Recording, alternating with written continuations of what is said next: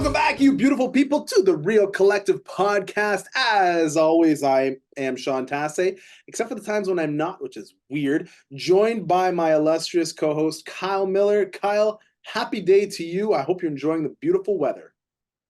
Oh, it's been a great turn. Great turn. I'm excited now. Yeah. For the season. Let's Yeah. roll. It's coming, man.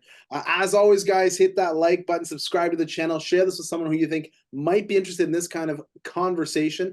You can always download us on Apple Podcast or Spotify, or watch our semi-pretty faces on YouTube. You can also download the buyer or seller guides below, and also there's a link below, Collective 20, where you can support our sponsor. A little bit more about them later. Magic Mind, we'll talk a little bit more about how great they are and how much we love them later on as we go on, but that'll be down below as well. You can also, what did I say? Buyer guide, seller guide, Magic Mind. Oh, Calendly, that's it. See, hey, our minds are magic. Calendly link below to book an appointment directly with Kyle or I. Today, we wanted to talk a little bit about getting out of confusion and into confidence. I think a lot of the reason why buyers are waiting or sitting on the fence or hesitant is because they are confused. So how can we discern what the confusion is, remove the confusion, and get you as a buyer into confidence, whether you're a first-time buyer, whether you're a move-up buyer, whether you're a move-down buyer, whether you're an investor? What do you need to do to get confident to move forward? Because there are people who are moving forward right now and they are winning. There are good deals to be had out there right now for savvy buyers. What about you, Kyle? What have you seen in the market in the last week or so? Definitely some activity this week. But you know what? I will say it's actually it has slowed down for me. It has slowed down for me from what I was working on before. I have got a lot of people that are coming into renewals, so I'm doing a lot more refinance talks and switch talks than I am doing purchases right now, which ties right into what you're saying about the fact that there's people who are just kind of like, whoa, and hanging on. And yeah, I think there's almost too much information. Like, I'm not one for hiding and gatekeeping, but there's so much opinion, so much clickbait. We're just in a different spot of media and what people have access to. And it's that whole thing. Like, it's research bias. We went through it 19 to 21 for a different thing, which we don't need to talk about. Yeah. And you're the same thing. You want to find an article that says we're all going to die and we're going off a cliff, you'll find 10. You want to find one that says rates are going to zero, you'll find 10. You want to find one that says, you're never going to buy a house, you will find 100. Like, you can find everything you want to find. It just depends on what information you take in from your professionals and if you believe them or not. And then that's that. And the confusion comes from mixed messaging or media messaging that is contradictory.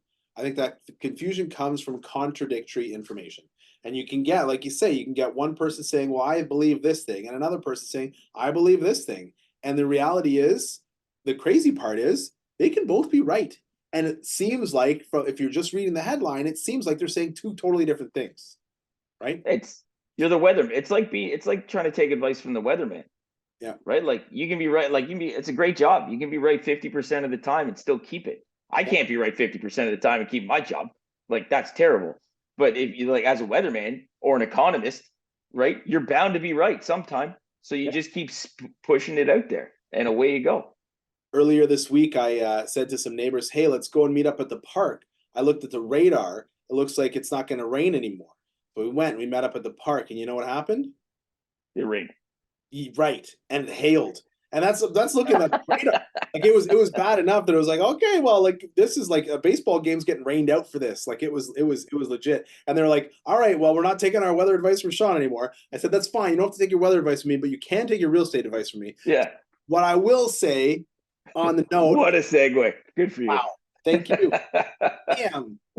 I will say is this, right? I am confident that similar priced houses will sell for similar priced monthly payments, regardless of what's happening to the sorry, similar houses will sell for similar monthly payments. So if a townhouse in Orleans is at the peak of the pricing was worth 800,000, when the rates were as low as they were, the monthly payment, let's say, was $3,000 a month, for example. It's totally spitting random numbers here. It doesn't really matter. Gets my point across. But when that same townhouse, same house, same, went down to $650,000, but the interest rates went up from, call it 2 to 4.5 or 5. The monthly payment on that house remained, for the same house, the same payment, $3,000 a month. We saw that all the way through 2020. Was it 2022 when the rates Yeah. the rates were on the go up, the prices were on the come down, right? So all through 2022 we saw that same house, same payment, right? We've established a new peak in terms of monthly payment, and it's based on those 2% rates. The 2% rates are coming back. We all know that. That's fine. The rates are going to be what the rates are going to be. The house prices are where they are now, which seems higher than it was before, and it is, right? It's certainly higher now. It's more expensive in 2024 than it was to buy a house in 2018. Monthly payments are higher, everything, right? I think too what consumers are battling, and this just came in now. I hadn't planned this. This just a thought, right? Because we agree in the fact that we've already recorded this podcast. Like, if you go back, we have said and have maintained the same thought, right? People want two things to happen right now in general, right? They want to see prices come down and rates come down too. That is not happening. One of those things might happen, but both will not. At least, and I'll say this, I'll qualify that and say, at least not to the amount you're thinking. You're thinking houses are gonna, and I'm talking to the proverbial you. You're thinking house prices are gonna tank at 40, 50%, and you're gonna get 2% rates. You're not. Like, you are not, the reason we're in the problem we're in is because we allowed that to happen in the first place, right? From a rate Unless, standpoint. unless, here's the one caveat, okay? If you, the proverbial you, can build a time machine and go back to 2018, then yeah, you can do that. You can go and get 2018 prices and 2018 rates, but that's it. Like, it's not happening moving forward. We're in a new No. world, unfortunately. And I think that's part of the issue, is the fact that we are now stuck in this weird limbo as Canadians specifically, and consumers in Canada, and house and culturally in Canada, as people who are like, well, shit, should I actually buy?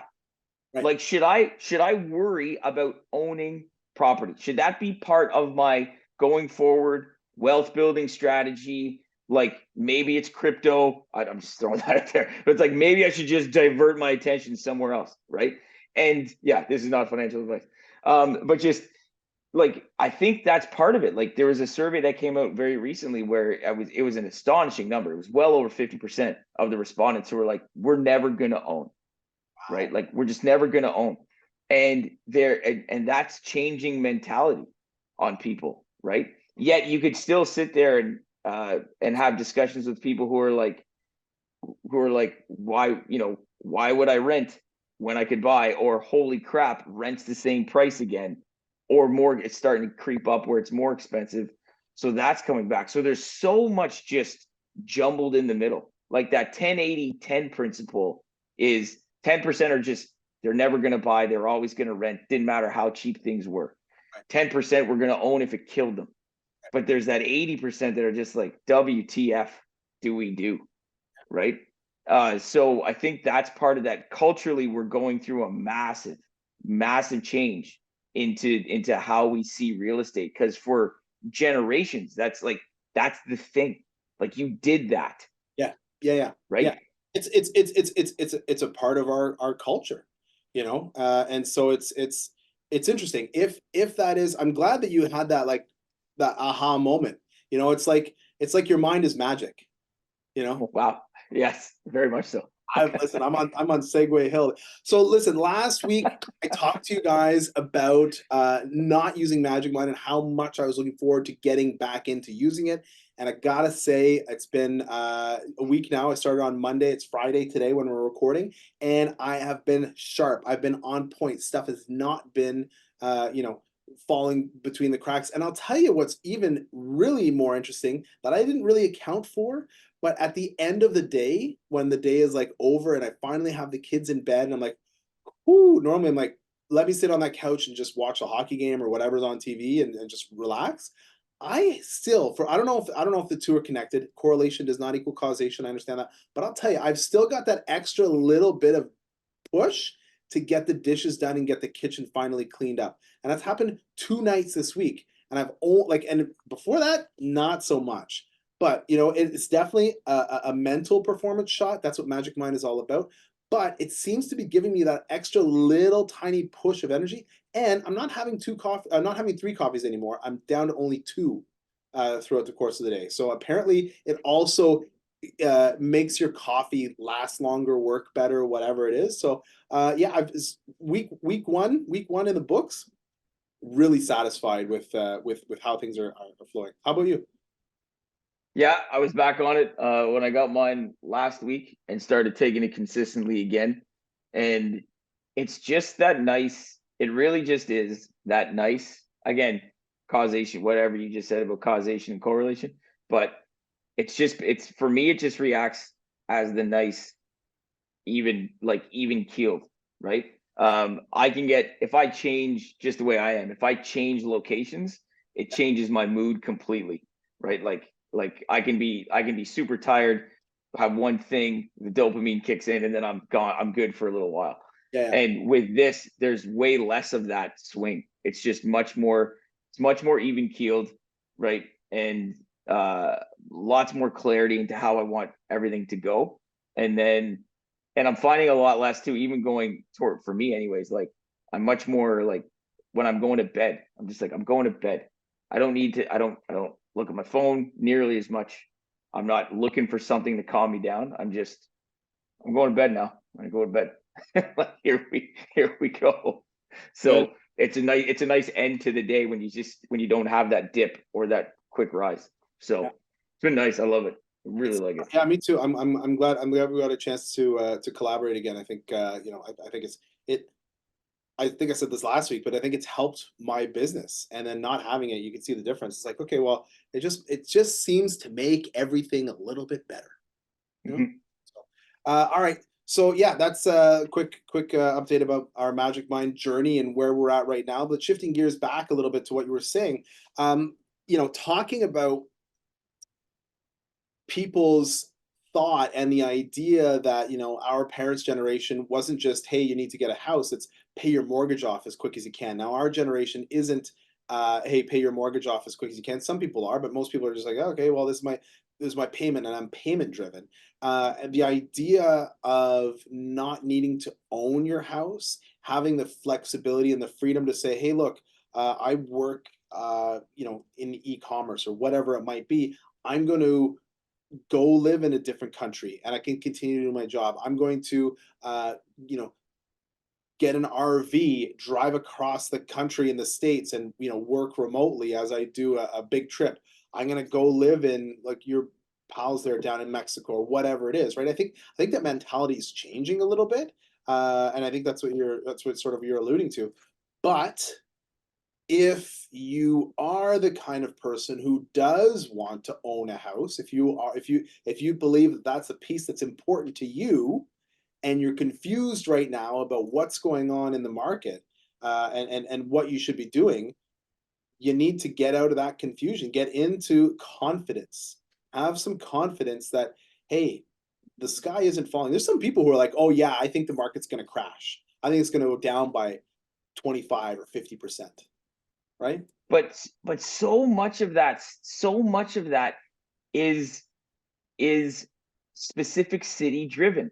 Like we completely, from a real estate standpoint, everything is GTA and Vancouver focused.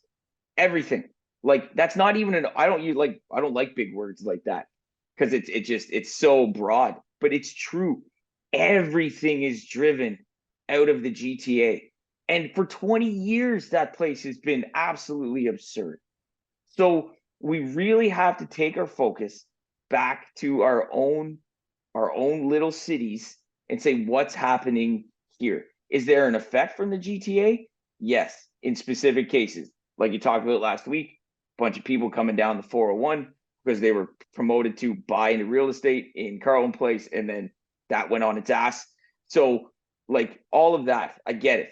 But in general, right? That's not where we are. And that does not I don't believe, someone can prove me wrong. I don't believe that dictates fully what happens here. What pisses me off more is that what they do there, what I find interesting is how our regulators make things harder on everybody, by looking at places like the GTA and saying, well, this is how we're going to help cool housing in the GTA. Like it doesn't. I wish you would look at it more in that regional specific spot, right? Yeah. Like, yeah. So it's we have to get away from that because that's where those headlines are coming from, right? Absolutely. Yeah. Yeah. And Prices are down 50% in the GTA. Yeah, sure. You know what they are here? Not 50% down. oh, well, and you know what? The prices are even when the prices are down 50% in the GTA, which is like never hasn't happened since 2009, I think. And even then it wasn't 50%.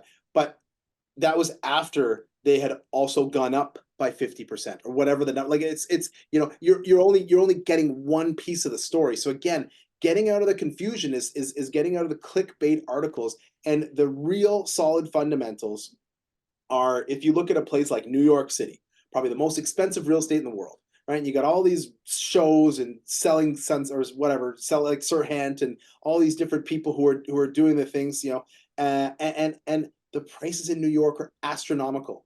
And if you look back 20 years ago, do you know what the prices in New York were? Probably about at the same price as they are in Toronto right now. And if you look back about 20 years ago, you know what the prices in Toronto were? Probably about the same as they are in Ottawa right now. So, you know what I mean? Like it's going to continue rising. It's not going to stop. Ottawa is still the least expensive capital city of a G7 country when you look at the average price of houses and the average annual income. So, you think about how that's going to change, it still has the most opportunity for growth out of all of those established countries. I want to take a second and say this morning I sent a YouTube video to a buddy of mine, Colin. Shout out to Colin if you're watching this. If you're not, that's okay. But I sent him a link to a YouTube video called "Regulators" by Warren G and Nate Dogg. Because he is a regulator, not for houses, but for like medical equipment and pills and stuff like that. And so I'm like, oh, remember that song from when we were growing up? He's like, I don't remember it. So I sent it to him. And then you said regulators. And so it tweaked my mind to think of that. That's also Regulators is from Young Guns 1 and 2. Oh, there you go. That's they in that song they pull a clip from that they pull a sample Regulators from Young Guns. That's it. Yeah. That's it. That's Billy the Kid, man. Yeah. Emilio Estefes. Yeah. Hey, listen, that's a good tune. If you guys are watching this video and you haven't thought about what you want to listen to, take a pause here. If you're watching on YouTube, go over and click regulator. It'll be the first thing you pop up when you type in regulators. Warren G and Nate Dogg. Recipes. Anyways, great tune. Let's shift gears here and talk a little bit about how buyers can, if they're out of that confusion, how can they get into confidence? How can you be confident that what you're going to buy today isn't going to drop tomorrow? Right? But here's one thing for that. Oh.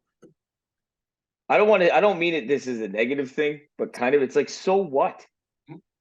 Like this is part of the confusion. it's people's own, because we're not taught this. So I'm not dogging on people, right? I'm not dogging on people. It's Regulator. just the fact, it's people, it's the thought of it. We think what's going to happen happens. Right. Doesn't mean it does. Just that's what we think. We're like, okay, so if I'm underwater on my house, then the bank's just naturally going to come and take it. Like they just have to.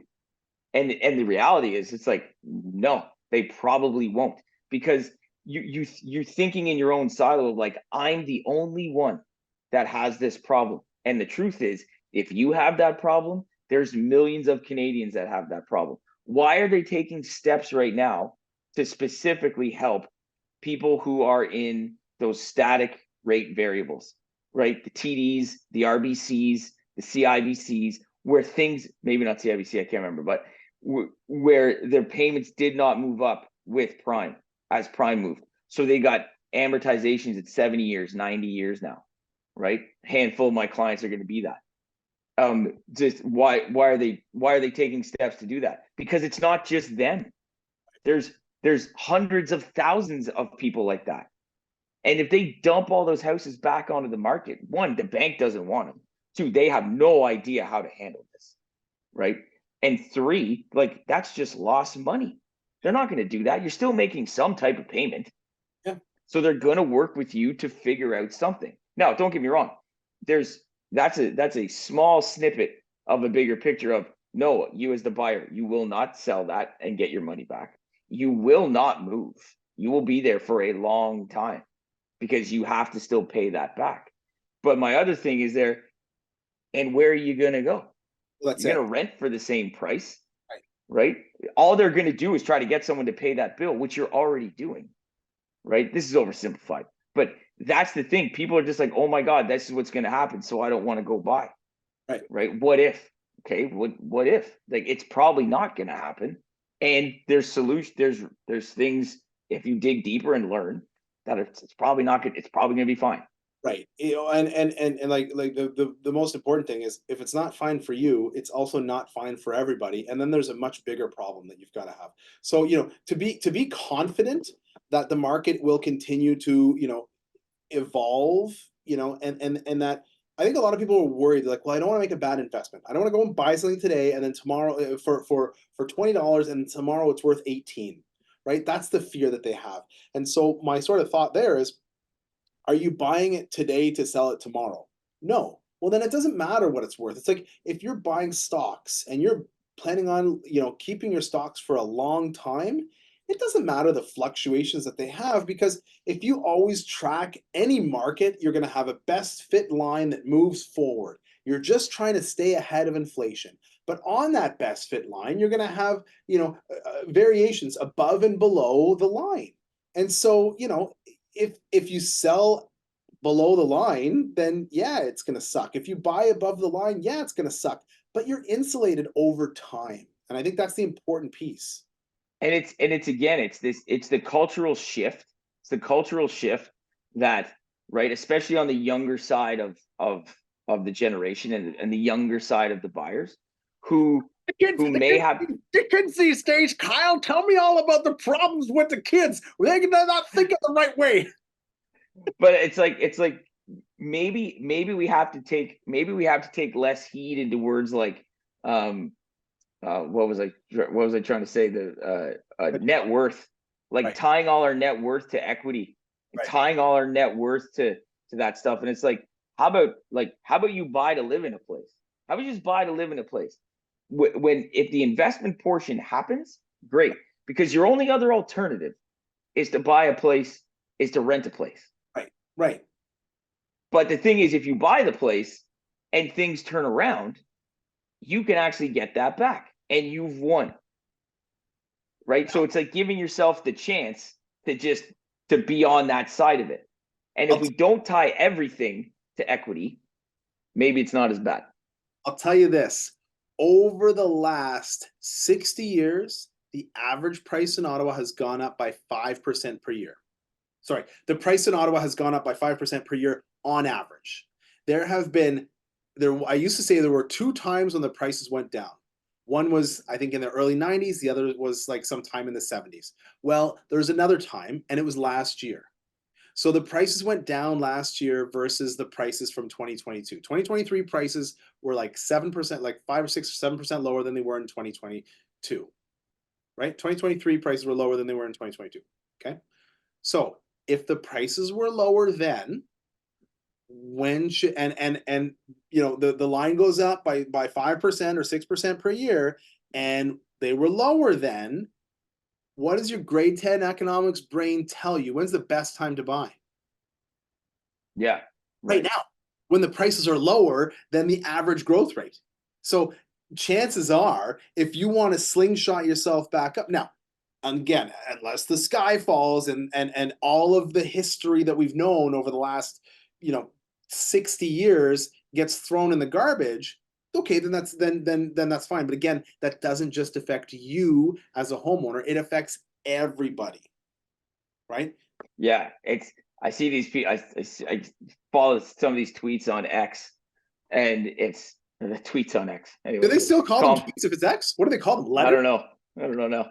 Yeah, some X's on X. Some X's? Anyway, yeah, I don't know. It's Threads? But it's people who are like, I can't wait to see it drop 50%, and I'm gonna come and buy up everything. And I'm like, and With what equity? You don't have any my first money. thought is that's what I mean, is what's happened to you. You are not outside of this bigger issue.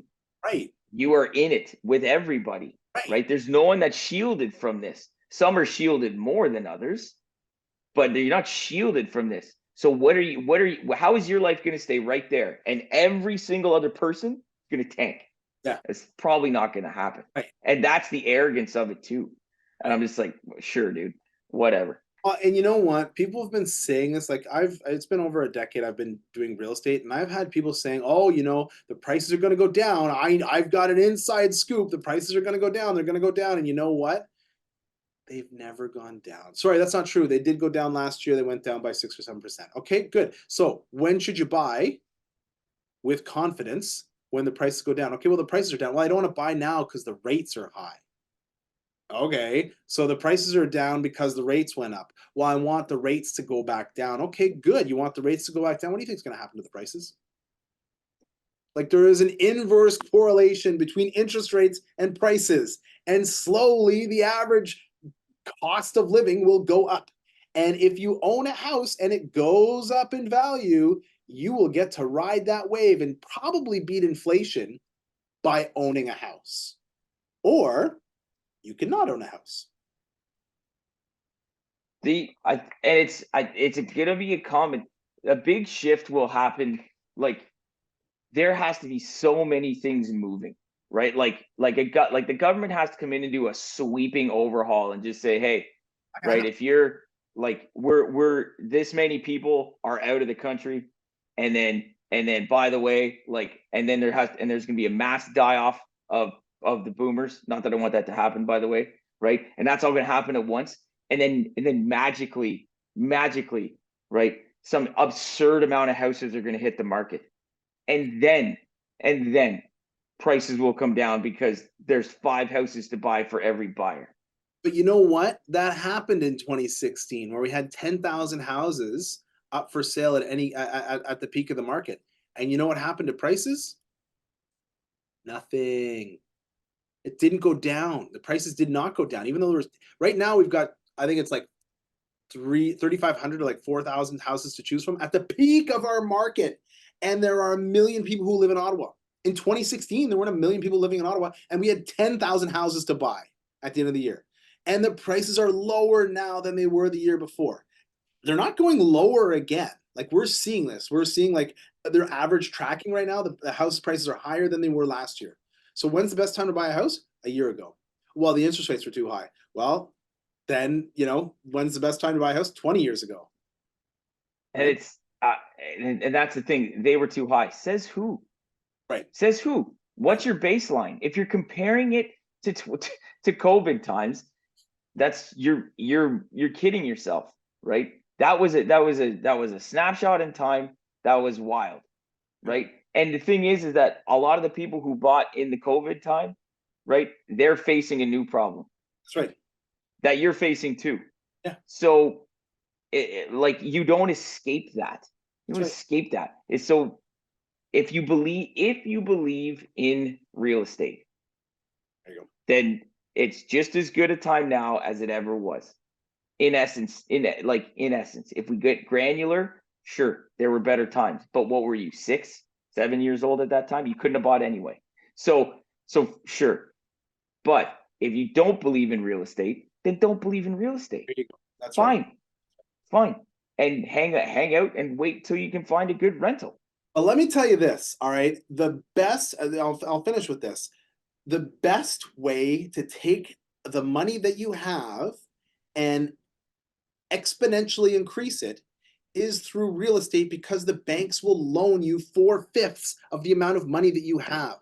And then sometimes the banks and the whole and the extra companies, the insurance companies, will loan you 19/20ths of the money that you have. Right? And so you can put 5% down. You can take your $25,000 that you were able to just barely scrape together and put that down on a $400,000 thing that you find. And then if your $400,000 thing goes up in price by, let's say, 50 grand, okay, that's 10%. Maybe that happens over the next 2, 3, 4 years. Okay, you only put $25,000 into it to get $50,000 of increase. You're not, there's nowhere else that you're going to triple your money in 2, 3 years. Right? Like that's a huge thing. I'm looking at Donald Trump here. I'm getting excited about real estate. I'm looking huge. Anyways, my point is you can't find a better vehicle to increase your overall net worth. It's not possible. You can stocks, you can this, that, the other. Your house is going to force you to save money and earn money on the increase. I can't think of a better way where you're going to get more value for what you put in. Bar none, full stop. Which is a mindset, right? And I don't disagree with it. But for me to push back a bit is to get those people why they're on the fence is because they don't have that mindset, and that's not a bad thing. But if you switch that to, I need a place to live anyways. Right. So if I own the place or I rent the place, if there's a low probability that I'm going to ever lose that place, because the bank is not most likely going to come and take it unless you stop paying them, right? And it's most likely not going to drop 100% in value, right? Then you magically become, paper rich eventually, right? And if you go and rent, it doesn't make you a bad person. You just, for the same money out, or maybe a little bit less, sure, right? You just don't get that, and you deal with a different problem, right? People are like, oh man, the bank's gonna come and try to take my shit, and I can't pay them. Okay, and what's your landlord gonna do? That's right. Yeah, he's gonna pick your guys. Pick your poison. Pick your poison. You can. If things go sideways in my life, I can sell my house and walk away with a little. If things go sideways and I can't pay rent, other than probably screwing the system and not paying someone and waiting for our dumbass tribunal to do shit in a year and a half from now, I'm still going to lose eventually. Right.